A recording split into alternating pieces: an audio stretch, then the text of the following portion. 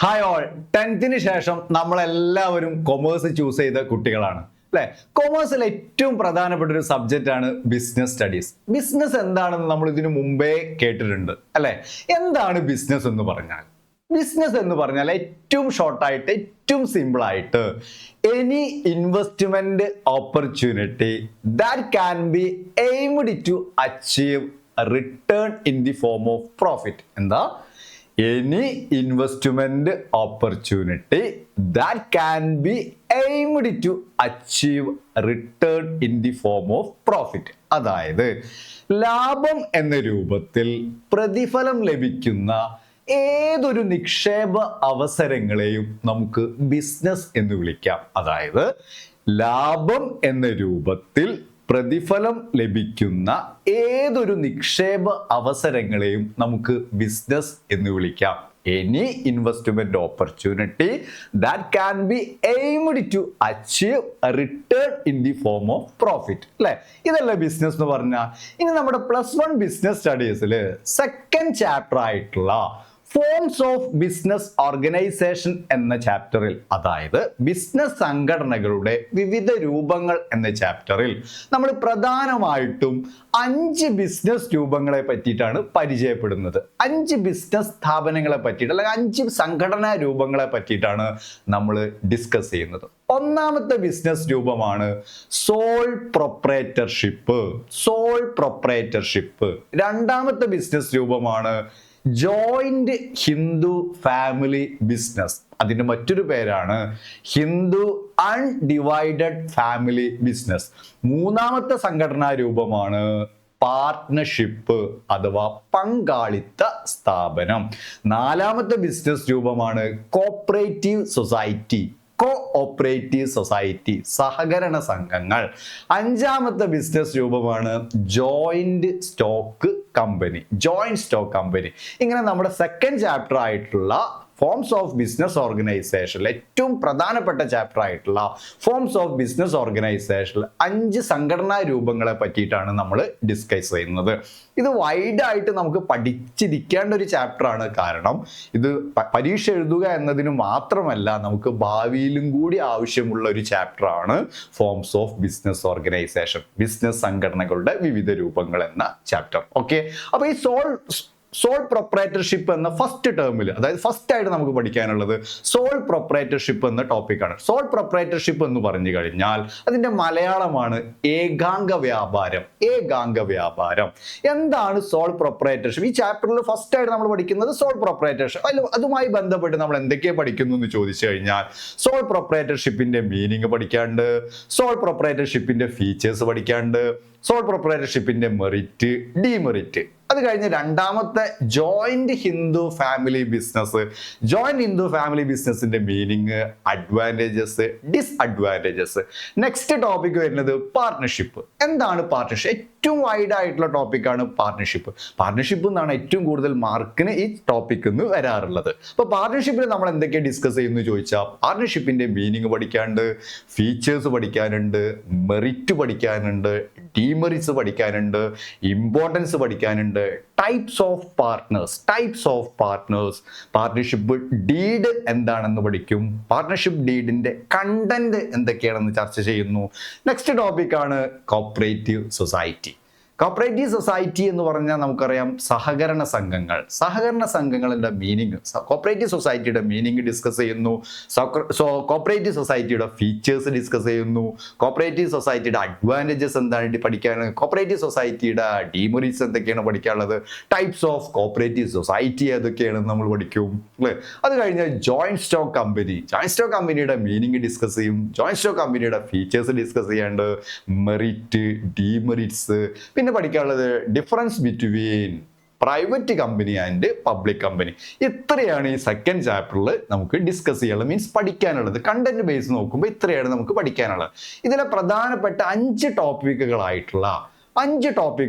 ഏതൊക്കെ 5 ടോപ്പിക്കുകൾ എന്ന് പറഞ്ഞാൽ, സോൾ പ്രൊപ്രൈറ്റർഷിപ്പ് ഏകാംഗ വ്യാപാരം, പാർട്ട്ണർഷിപ്പിന്റെ മലയാളം പങ്കാളിത്ത സ്ഥാപനം, joint Hindu family business Hindu കൂട്ടുകുടുംബ ബിസിനസ്, കോഓപ്പറേറ്റീവ് സൊസൈറ്റി സഹകരണ സംഘങ്ങൾ, ജോയിന്റ് സ്റ്റോക്ക് കമ്പനി. ഇതാണ് നമുക്ക് പഠിക്കാനുള്ളത്. നമുക്ക് ഈ 5 പ്രധാനപ്പെട്ട ബിസിനസ് സംഘടനകളെ പറ്റി ജസ്റ്റ് നമുക്കൊന്ന് എന്ത് ചെയ്യാം, മനസ്സിലാക്കാം.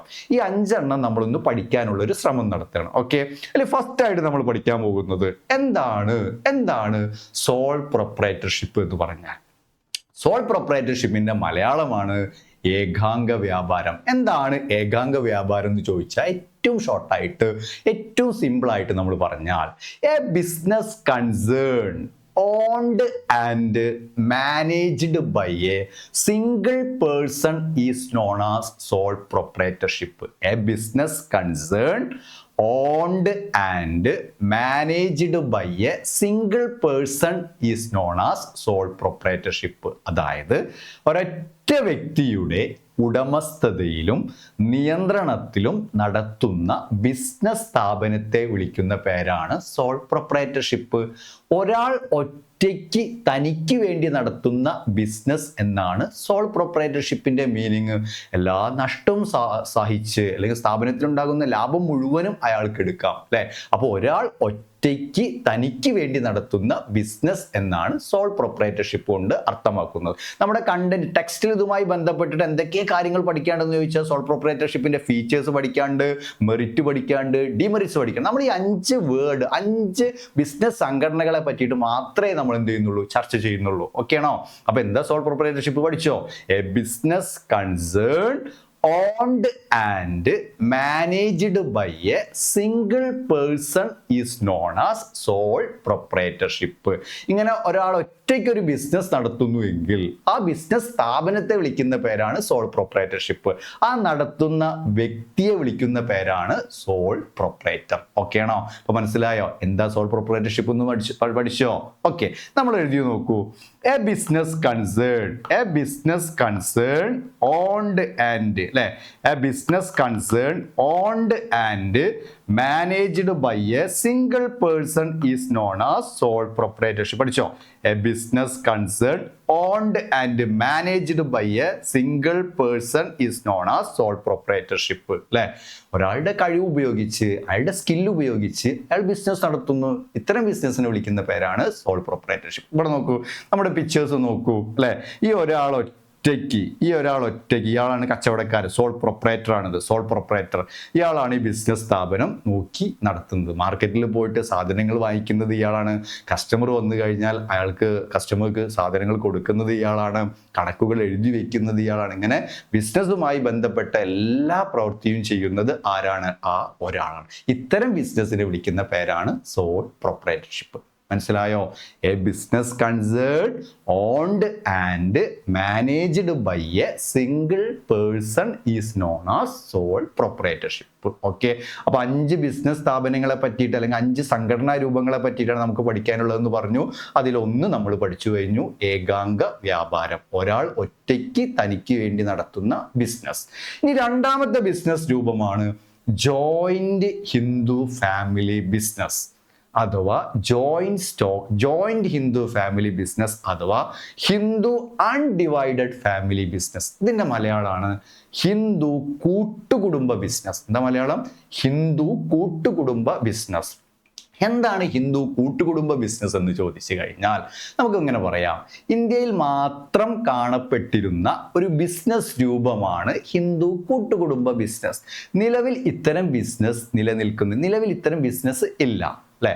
അപ്പൊ ഹൈന്ദവ നിയമത്തിലെ, ഹിന്ദുക്കൾക്കിടയിലുള്ള ഹൈന്ദവ നിയമത്തിലെ മിതാക്ഷര വിഭാഗത്തിലെ നിയമത്തെ ബേസ് ചെയ്തിട്ടാണ് ഹിന്ദു കൂട്ടുകുടുംബ ബിസിനസ് മുന്നോട്ട് കൊണ്ടുപോയിരുന്നത്. ഹൈന്ദവ നിയമത്തിലെ മിതാക്ഷര വിഭാഗത്തിന്റെ നിയമത്തെ ബേസ് ചെയ്തിട്ടാണ് ഹിന്ദു കൂട്ടുകുടുംബ ബിസിനസ് മുന്നോട്ട് കൊണ്ടുപോയിരുന്നത്. ഈ ഹിന്ദു കൂട്ടുകുടുംബ ബിസിനസ് മാനേജ് ചെയ്യുന്നത്, ഹിന്ദു കൂട്ടുകുടുംബ ബിസിനസ് കൺട്രോൾ ചെയ്യുന്നത് ആ കുടുംബത്തിലെ ഏറ്റവും പ്രായമേറിയ അംഗമായിരിക്കും. ഈ അംഗത്തെ വിളിക്കുന്ന പേരാണ് കർത്ത. അപ്പൊ ഹിന്ദു കൂട്ടുകുടുംബ ബിസിനസ് മാനേജ് ചെയ്യുന്നത്, ഹിന്ദു കൂട്ടുകുടുംബ ബിസിനസ് കൺട്രോൾ ചെയ്യുന്നത് ആ കുടുംബത്തിലെ ഏറ്റവും പ്രായമേറിയ അംഗമായിരിക്കും. ഇദ്ദേഹത്തെ വിളിക്കുന്ന പേരാണ് കർത്ത, അല്ലെ? കുടുംബത്തിന്റെ സ്വത്തിൽ അവകാശമുള്ളവരെ വിളിക്കുന്ന പേരാണ് കോ-പാർസനേഴ്സ്. കുടുംബത്തിന്റെ സ്വത്തിൽ അവകാശമുള്ളവരെ വിളിക്കുന്ന പേരാണ് കോ-പാർസനേഴ്സ്. ഓക്കെ ആണോ? ഓക്കെയാണോ? അപ്പൊ എന്താ ഹിന്ദു കൂട്ടുകുടുംബ ബിസിനസ് എന്ന് ചോദിച്ചു കഴിഞ്ഞാൽ ഇന്ത്യയിൽ മാത്രം കാണപ്പെട്ടിരുന്ന ഒരു ബിസിനസ് രൂപമാണിത്. നിലവിൽ ഈ ബിസിനസ് രൂപമില്ല. ഇത്തരം ബിസിനസ് മാനേജ് ചെയ്യുന്നത് കുടുംബത്തിലെ ഏറ്റവും പ്രായമേറിയ അംഗമായിരിക്കും. ഇദ്ദേഹത്തെ വിളിക്കുന്ന പേരാണ് കർത്ത. കുടുംബത്തിന്റെ സ്വത്തിൽ അവകാശമുള്ളവരെ വിളിക്കുന്ന പേരാണ് കോ പാർസനേഴ്സ്. കർത്ത എടുക്കുന്ന തീരുമാനങ്ങളെ ചോദ്യം ചെയ്യാൻ കോ പാർസനേഴ്സിന് അധികാരമില്ല. കർത്ത എടുക്കുന്ന തീരുമാനങ്ങളെ ചോദ്യം ചെയ്യാൻ കോ പാർസനേഴ്സിന് അവകാശികൾക്ക് അധികാരമില്ല. കർത്തയുടെ ബാധ്യത അൺലിമിറ്റഡ് ആണെന്നും മനസ്സിലാക്കുക. ഓക്കെയാണ്. ഇതാ നമ്മൾ എഴുതി നോക്കൂ. Joint Hindu family business organization owned and operated by members of a joint Hindu family അല്ലെങ്കിൽ Hindu undivided family. Okay, the family business is managed by the eldest male member is known as karta. Next, the inheritors of joint Hindu family business is called coparceners. ഓക്കെയാണോ? അപ്പൊ ഫസ്റ്റത്തതും സെക്കൻഡും തമ്മിൽ എന്തൊക്കെ വ്യത്യാസമുണ്ട് അല്ലെ? എന്തൊക്കെ വ്യത്യാസം എന്ന് പറഞ്ഞാൽ ഏകദേശം നമ്മൾ ഇങ്ങനെ ആലോചിക്കുമ്പോൾ ഒരുപോലെ തോന്നുന്നു. കാരണം സോൾ പ്രൊപ്രൈറ്റർഷിപ്പ് ബിസിനസ് മാനേജ് ചെയ്യുന്നത് ഒരാളാണ്. ഇവിടെ ജോയിന്റ് ഹിന്ദു ഫാമിലി ബിസിനസ്സിലേക്ക് വരുമ്പോൾ അത്തരം ബിസിനസ്സും മാനേജ് ചെയ്യുന്നത് ആരാണ്? ഒരാളാണ്. അപ്പൊ നമ്മൾ പഠിക്കുന്ന സമയത്ത് ഫീച്ചേഴ്സ് പഠിക്കുമ്പോഴും മെറിറ്റ് പഠിക്കുമ്പോഴും ഡിമെറിറ്റ് പഠിക്കുമ്പോഴും ഏകദേശം പോയിന്റ് ഒക്കെ സെയിം ആയിട്ട് കാണാനായിട്ട് ഒരുപോലെ നമുക്ക് കാണാൻ കഴിയും. അപ്പൊ അത് വെച്ചിട്ട് ഐഡിയ രൂപത്തിൽ എന്ത് ചെയ്യുക മക്കള് പഠിക്കുക. ഓക്കെയാണോ? ഇനി മൂന്നാമത്തെ ഹെഡാണ് ഏറ്റവും പ്രധാനപ്പെട്ട ഹെഡ്. ഈ ഹെഡ് നിന്നായിരിക്കും കൂടുതൽ മാർക്കിനും ചോദിക്കുക. കൂടുതലായിട്ട് നമ്മൾ ഭാവിയിലേക്ക് അല്ലെ, ഒരു +1 ബിസിനസ് സ്റ്റഡീസ് പഠിക്കുന്ന ഒരു കുട്ടി ഒരുപാട് കാര്യങ്ങൾ ഭാവിയിലേക്ക് നമുക്ക് ആവശ്യമുണ്ട് അല്ലെ. അതിലൊരു പ്രധാനപ്പെട്ട കാര്യമാണ് എന്ത്? പാർട്ട്ണർഷിപ്പ് അല്ലെ. നമ്മൾ ഭാവിയിലൊക്കെ കുറച്ച് ഫണ്ട് കണ്ടെത്തിയിട്ട് പൈസ കണ്ടെത്തിയിട്ട് നമ്മളൊരു ബിസിനസ് തുടങ്ങുന്ന സമയത്ത് നമുക്ക് ആവശ്യമുണ്ട് ഈ സാധനം അല്ലെ. നമ്മളിങ്ങനെ ആലോചിക്കുന്നു, നമുക്ക് ഒറ്റയ്ക്ക് ബിസിനസ് തുടങ്ങിയാൽ മതിയോ? അപ്പൊ അങ്ങനെ ആലോചിക്കുക അല്ലെ. +1 ബിസിനസ് സ്റ്റഡീസ് ബുക്കിലെ സോൾ പ്രൊപ്രൈറ്റർഷിപ്പിന്റെ മെറിറ്റും ഡിമെറിറ്റും. ഇനി നമ്മൾ മറ്റൊരു രൂപത്തിൽ ആലോചിക്കുന്നു അല്ലെ, ഞാനും എൻ്റെ ബെസ്റ്റ് ഫ്രണ്ടും ഒരുമിച്ച് ബിസിനസ് നടത്തിയാലോ? അപ്പോൾ നമ്മളിങ്ങനെ വീണ്ടും ആലോചിച്ചു. +1 ബിസിനസ് സ്റ്റഡീസിൽ സാറ് പഠിപ്പിച്ചെന്നിട്ടുണ്ട് എന്ത്? പാർട്ട്ണർഷിപ്പിന്റെ മെറിറ്റും ഡിമെറിറ്റും. ഓക്കെയാണോ? അപ്പൊ എന്താണ് പാർട്ട്ണർഷിപ്പ്? ഇത് നമുക്ക് വെറും എക്സാം എഴുതാൻ വേണ്ടി മാത്രമല്ല, പബ്ലിക് പരീക്ഷയ്ക്ക് വേണ്ടി മാത്രമല്ല, നമുക്ക് എന്തും കൂടി വേണം, ഭാവിയിലേക്കും കൂടിയാണ് ഇത്തരം ചാപ്റ്റർ നമുക്ക് ആവശ്യമുള്ളത്. ഓക്കെ, ഇനി എന്താണ് പാർട്ട്ണർഷിപ്പ് എന്ന് പറഞ്ഞാൽ?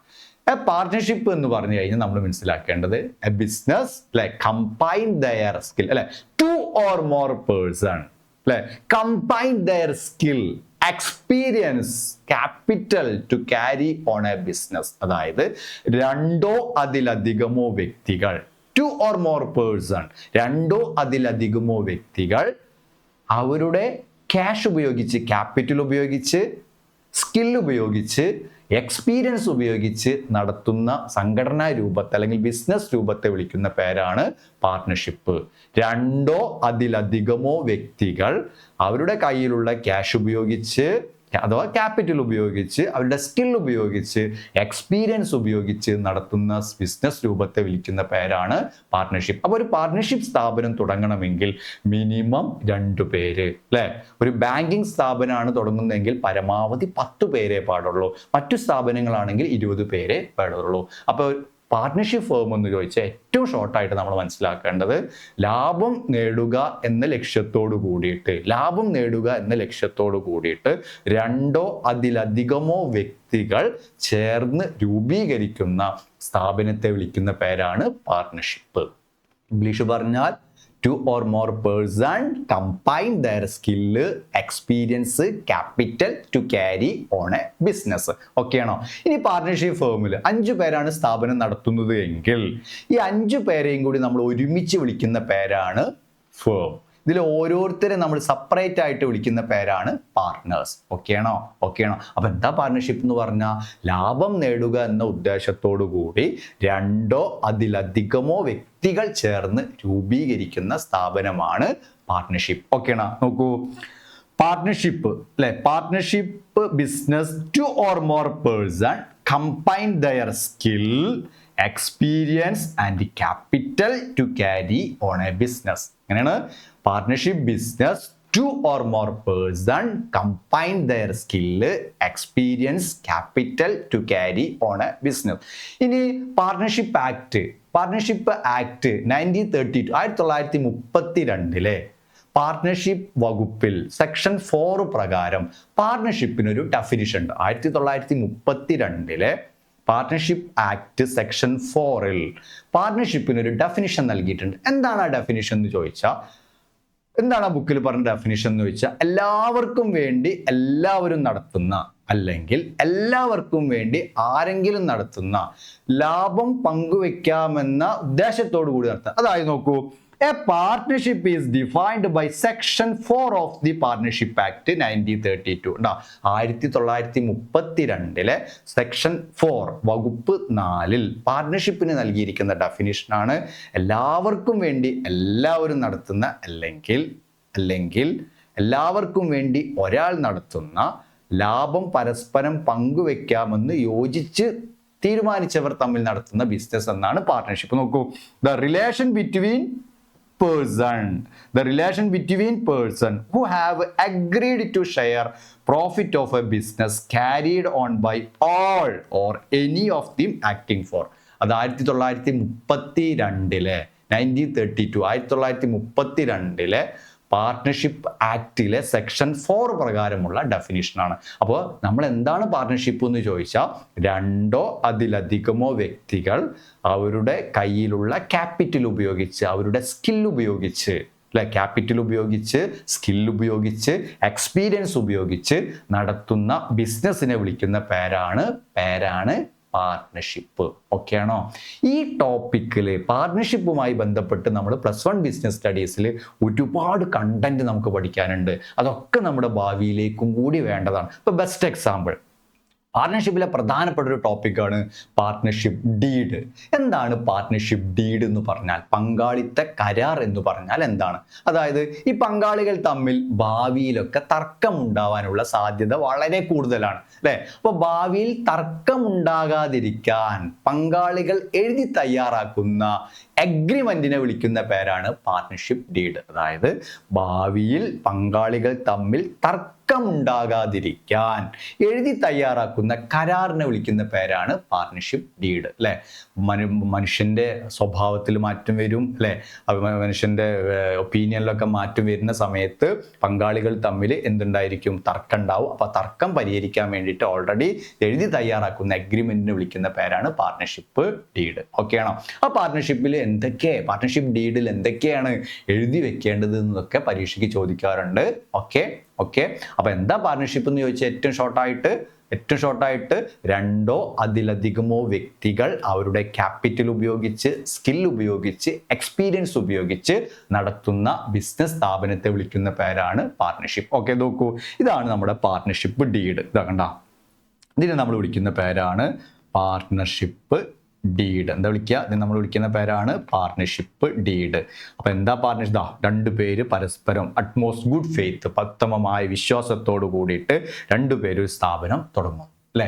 അപ്പോൾ പങ്കാളികൾ തമ്മിൽ തർക്കമുണ്ടാകാതിരിക്കാൻ വേണ്ടി, ഭാവിയിൽ പങ്കാളികൾ തമ്മിൽ തർക്കമുണ്ടാകാതിരിക്കാൻ വേണ്ടി എഴുതി തയ്യാറാക്കുന്ന എഗ്രിമെന്റിനെ വിളിക്കുന്ന പേരാണ് പാർട്ണർഷിപ്പ് ഡീഡ്. പിന്നെ മറ്റൊരു പ്രധാനപ്പെട്ട ടോപ്പിക് ഇതിൽ വരുന്നത് ടൈപ്സ് ഓഫ് പാർട്ട്നേഴ്സ്, അല്ലേ? ടൈപ്സ് ഓഫ് പാർട്ട്നേഴ്സ്, വിവിധ തരം പങ്കാളികളെ പറ്റിയിട്ട് ഇവിടെ ചർച്ച ചെയ്യുന്നുണ്ട്, അല്ലേ? ആക്റ്റീവ് പാർട്ട്ണർ, അല്ലേ? പാർട്ട്ണർ ബൈ എസ്റ്റിബൽ, അല്ലേ? പാർട്ട്ണർ നോമിനൽ പാർട്ട്ണർ, അല്ലേ? ഇപ്പൊ ഈ ടൈപ്സ് ഓഫ് പാർട്ട്നേഴ്സും പരീക്ഷയ്ക്ക് എപ്പോഴും ചോദിക്കാറുണ്ട്. ഓക്കെ, അപ്പൊ നമ്മളിപ്പോൾ എന്തൊക്കെ പഠിച്ചു? സോൾ പ്രൊപ്രൈറ്റർഷിപ്പ് പഠിച്ചു, ജോയിന്റ് ഹിന്ദു ഫാമിലി ബിസിനസ് പഠിച്ചു, പാർട്ണർഷിപ്പ് പഠിച്ചു. ഇനി നാലാമത്തതാണ് കോപ്പറേറ്റീവ് സൊസൈറ്റി. എന്താണ് കോപ്പറേറ്റീവ് സൊസൈറ്റി എന്ന് പറഞ്ഞാൽ? കോപ്പറേറ്റീവ് സൊസൈറ്റി എന്ന് പറഞ്ഞാൽ നമ്മൾ മനസ്സിലാക്കേണ്ടത് സഹകരണ സംഘങ്ങൾ. കോപ്പറേറ്റീവ് സൊസൈറ്റി, സഹകരണ സംഘങ്ങൾ. ഏതൊരു ബിസിനസ് സ്ഥാപനത്തിൻ്റെയും ലക്ഷ്യം മാക്സിമൈസ് പ്രോഫിറ്റ് ആണ്. പരമാവധി ലാഭം ഉണ്ടാക്കുക എന്നതാണ് ഏതൊരു ബിസിനസ് സ്ഥാപനത്തിൻ്റെ ലക്ഷ്യം. എന്നാൽ ലാഭത്തിനുപരിയായിട്ട് പബ്ലിക്കിന്, കസ്റ്റമേഴ്സിന്, കൺസ്യൂമേഴ്സിന്, അല്ലെ, സേവനം നൽകുക എന്ന ഉദ്ദേശത്തോടു കൂടി ആരംഭിക്കുന്ന സംഘടനാ സംവിധാനത്തെ വിളിക്കുന്ന പേരാണ് സംഘടനാ സംവിധാനത്തിനെ വിളിക്കുന്ന പേരാണ് കോപ്പറേറ്റീവ് സൊസൈറ്റി. അപ്പൊ എന്താ കോപ്പറേറ്റീവ് സൊസൈറ്റി എന്ന് പറഞ്ഞാൽ? ലാഭം നേടുക എന്നതിനു പകരം ജനങ്ങൾക്ക് സേവനം നൽകുക എന്ന ഉദ്ദേശത്തോടു കൂടി രൂപീകരിക്കുന്ന ബിസിനസ് രൂപമാണ് കോപ്പറേറ്റീവ് സൊസൈറ്റി. അല്ലെ, ഏതൊരു ബിസിനസിന്റെയും ലക്ഷ്യം പരമാവധി ലാഭം നേടുകയാണ്. പക്ഷെ ഇവിടെ പരമാവധി ലാഭം നേടുക എന്ന ലക്ഷ്യമല്ല, ജനങ്ങൾക്ക് സേവനം ചെയ്യുക, പാവപ്പെട്ട ജനങ്ങളെ സഹായിക്കുക എന്ന ഉദ്ദേശത്തോടു കൂടി ആരംഭിക്കുന്ന സംഘടനാ രൂപത്തെ വിളിക്കുന്ന പേരാണ് കോപ്പറേറ്റീവ് സൊസൈറ്റി. അംഗങ്ങളുടെ സാമ്പത്തികമായിട്ടും പൊതുജന താല്പര്യവും മുൻനിർത്തിക്കൊണ്ടാണ് കോപ്പറേറ്റീവ് സൊസൈറ്റി ആരംഭിക്കുന്നത്. ഓക്കെയാണോ? ഏതൊരാൾക്കും ജാതിയുടെ പേരിൽ, മതത്തിന്റെ പേരിൽ, വിശ്വാസത്തിന്റെ പേരിൽ കോപ്പറേറ്റീവ് സൊസൈറ്റിയിൽ അംഗത്വം നിഷേധിക്കില്ല. ഏതൊരാൾക്കും ജനങ്ങൾക്ക് സേവനം ചെയ്യുക എന്ന ആഗ്രഹമുള്ളവർക്ക് കോപ്പറേറ്റീവ് സൊസൈറ്റിയിൽ അംഗത്വം എടുക്കാം. നോക്കൂ, A cooperative society is a voluntary association of persons. ജനങ്ങൾ സ്വമേധയാൽ സംഘടിക്കുന്നു. Who come together to meet their common economic and social cultural needs through jointly owned and democratically controlled by enterprise.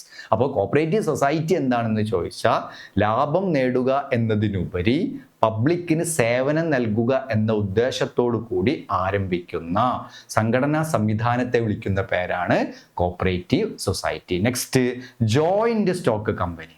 എന്താണ് ജോയിന്റ് സ്റ്റോക്ക് കമ്പനി?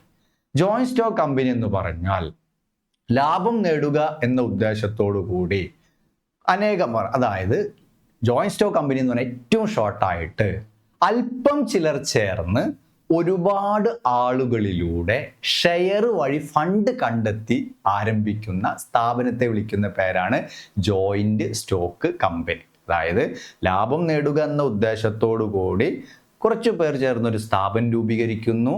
ഇത് capital transfer, അതായത് മൂലധനം കണ്ടെത്തുന്നത് ഓഹരി കൈമാറ്റത്തിലൂടെ, ഓഹരി കൈമാറ്റത്തിലൂടെ മൂലധനം കണ്ടെത്താമെന്ന വാഗ്ദാനത്തിലൂടെ രൂപീകരിക്കുന്ന കമ്പനിയാണ് ജോയിന്റ് സ്റ്റോക്ക് കമ്പനി.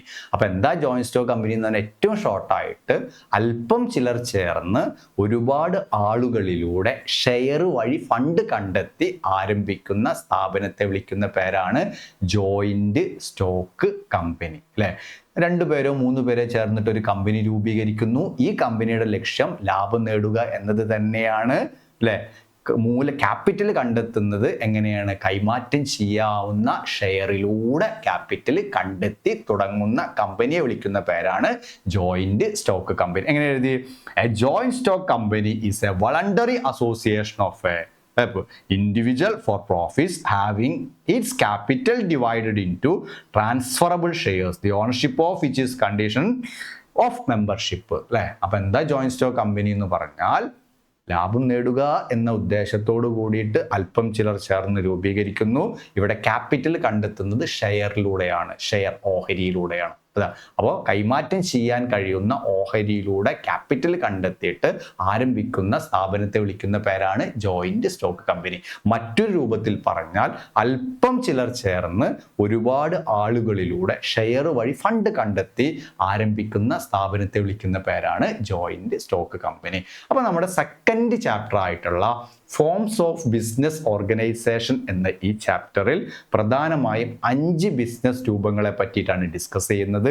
ഈ 5 ബിസിനസ് രൂപങ്ങളെ വൈഡായിട്ട് പഠിക്കാനാണ് നമ്മുടെ +1 ബിസിനസ് സ്റ്റഡീസിലെ സെക്കൻഡ് ചാപ്റ്ററിലൂടെ നമ്മൾ ഉദ്ദേശിക്കുന്നത്. അല്ലേ, അപ്പോൾ ഈ 5 ബിസിനസ് രൂപങ്ങളെ വൈഡായിട്ട് ഡിസ്കസ് ചെയ്യുന്നു സെക്കൻഡ് ചാപ്റ്ററിൽ. അപ്പോൾ ഈ 5 ബിസിനസ് രൂപങ്ങളെ നമ്മളിപ്പോൾ ജസ്റ്റ് ഒന്ന് പരിചയപ്പെട്ടു. അല്ലേ, ഏതൊക്കെ? ഒന്ന് സോൾ പ്രൊപ്രൈറ്റർഷിപ്പ്. അല്ലേ, എന്താ സോൾ പ്രൊപ്രൈറ്റർഷിപ്പ് എന്ന് പറഞ്ഞാൽ ഒരൊറ്റ വ്യക്തിയുടെ ഉടമസ്ഥതയിലും നിയന്ത്രണത്തിലും നടത്തുന്ന ബിസിനസ് സ്ഥാപനത്തെ വിളിക്കുന്ന പേരാണ് സോൾ പ്രൊപ്രൈറ്റർഷിപ്പ്. ഒരാൾ തനിക്ക് വേണ്ടി നടത്തുന്ന ബിസിനസ് എന്നാണ് സോൾ പ്രൊപ്രൈറ്റർഷിപ്പിന്റെ മീനിങ്. രണ്ടാമത്തത് ജോയിന്റ് ഹിന്ദു ഫാമിലി ബിസിനസ്. ഇന്ത്യയിൽ മാത്രം കാണപ്പെട്ടിരുന്ന ഒരു ബിസിനസ് രൂപമാണിത്. നിലവിൽ ഈ ബിസിനസ് രൂപമില്ല. ഹൈന്ദവ നിയമത്തിലെ മിതാക്ഷര വിഭാഗത്തിന്റെ നിയമത്തെ ബേസ് ചെയ്തിട്ടാണ് ഈ ബിസിനസ് സ്ഥാപനം മുന്നോട്ട് കൊണ്ടുപോയിരുന്നത്. ഹിന്ദു കൂട്ടുകുടുംബ ബിസിനസ്സിലെ ഏറ്റവും പ്രായമേറിയ അംഗത്തെ വിളിക്കുന്ന പേരാണ് കർത്ത. ഈ കർത്തയാണ് ഈ ബിസിനസ് മാനേജ് ചെയ്യുക. അല്ലെ. കോ പാർട്ട്നേഴ്സ് ആരാണെന്ന് ചോദിച്ചാൽ കുടുംബത്തിന്റെ സ്വത്തിൽ അവകാശമുള്ളവരെ വിളിക്കുന്ന പേരാണ് കോ പാർട്ട്നേഴ്സ്. മൂന്നാമത്തെ ടോപ്പിക്കാണ് പാർട്ട്ണർഷിപ്പ്. ഏറ്റവും പ്രധാനപ്പെട്ട ടോപ്പിക്. പാർട്ട്ണർഷിപ്പുമായി ബന്ധപ്പെട്ട് ഒരുപാട് കാര്യങ്ങൾ നമുക്ക് പഠിക്കാനുണ്ട്. എന്താ പാർട്ട്ണർഷിപ്പ് എന്ന് ചോദിച്ചാൽ രണ്ടോ അതിലധികമോ വ്യക്തികൾ, അതായത് പൊതുവായ ലക്ഷ്യം നേടുന്നതിന് വേണ്ടി, പരമാവധി ലാഭം നേടുക എന്ന ഉദ്ദേശത്തോട് കൂടിയിട്ട്, പൊതുവായ ലക്ഷ്യം നേടുന്നതിന് വേണ്ടിയിട്ട് രണ്ടോ അതിലധികമോ വ്യക്തികൾ ചേർന്ന് രൂപീകരിക്കുന്ന സ്ഥാപനത്തെ വിളിക്കുന്ന പേരാണ് പാർട്ട്ണർഷിപ്പ്. ഓക്കെയാണ്. രണ്ടോ അതിലധികമോ വ്യക്തികൾ അവരുടെ ക്യാപിറ്റൽ ഉപയോഗിച്ച്, സ്കിൽ ഉപയോഗിച്ച്, എക്സ്പീരിയൻസ് ഉപയോഗിച്ച് നടത്തുന്ന ബിസിനസ്സിനെ വിളിക്കുന്ന പേരാണ് പാർട്ട്ണർഷിപ്പ്. Next cooperative society. എന്താ കോപ്പറേറ്റീവ് സൊസൈറ്റി എന്ന് പറഞ്ഞാൽ? കോപ്പറേറ്റീവ് സൊസൈറ്റി എന്ന് പറഞ്ഞാൽ ലാഭം നേടുക എന്നതിനുപരിയായിട്ട് പൊതുജനങ്ങൾക്ക് സേവനം നൽകുക എന്ന ഉദ്ദേശത്തോട് കൂടിയിട്ട് രൂപീകരിക്കുന്ന സംഘടനാ സംവിധാനമാണ് കോപ്പറേറ്റീവ് സൊസൈറ്റി. പബ്ലിക്കിന് സേവനം നൽകുക എന്ന ഉദ്ദേശത്തെ മുൻനിർത്തി ആരംഭിക്കുന്ന സംഘടനാ രൂപത്തെ വിളിക്കുന്ന പേരാണ് cooperative society. Next joint stock company. Joint stock company എന്ന് പറഞ്ഞാൽ ലാഭം നേടുക എന്ന ഉദ്ദേശത്തോടു കൂടി കുറച്ചു പേർ ചേർന്നൊരു കമ്പനി രൂപീകരിക്കുന്നു. അവർ ക്യാപിറ്റൽ കണ്ടെത്തുന്നത് ഷെയറിലൂടെയാണ്. കൈമാറാവുന്ന ട്രാൻസ്ഫറബിൾ ഷെയർസിലൂടെ ക്യാപിറ്റൽ കണ്ടെത്തി തുടങ്ങുന്ന സ്ഥാപനത്തെ വിളിക്കുന്ന പേരാണ് ജോയിന്റ് സ്റ്റോക്ക് കമ്പനി. മറ്റു രൂപത്തിൽ പറഞ്ഞാൽ അല്പം ചിലർ ചേർന്ന് ഒരുപാട് ആളുകളിലൂടെ ഷെയർ വഴി ഫണ്ട് കണ്ടെത്തി ആരംഭിക്കുന്ന സ്ഥാപനത്തെ വിളിക്കുന്ന പേരാണ് കോപ്പറേറ്റീവ് സൊസൈറ്റി. ഇത്രയാണ് പ്രധാനപ്പെട്ട ഈ 5 ടോപ്പിക്കാണ് വൈഡായിട്ട് സെക്കൻഡ് ചാപ്റ്ററിൽ എന്ത് ചെയ്യുന്നത്, ഡിസ്കസ് ചെയ്യുന്നത്. ഓക്കെ, അപ്പോൾ ഇന്നത്തെ ഈ ക്ലാസ് മനസ്സിലായെന്ന് വിചാരിക്കും.